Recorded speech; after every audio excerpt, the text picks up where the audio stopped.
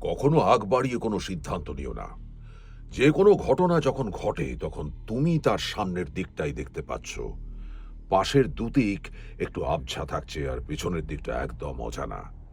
তাই অন্তত তিনটে দিক দেখা না হওয়া পর্যন্ত চিন্তা শক্তিকে কাজে লাগিও না। অপেক্ষা করো, ধৈর্য ধরো। বেশিরভাগ ক্ষেত্রে দেখবে যা আগ বাড়িয়ে ভেবেছিলে তা উল্টে যেতে পারে। এই উপদেশ অমল সোম সব সময় অর্জুনকে দিয়ে থাকেন।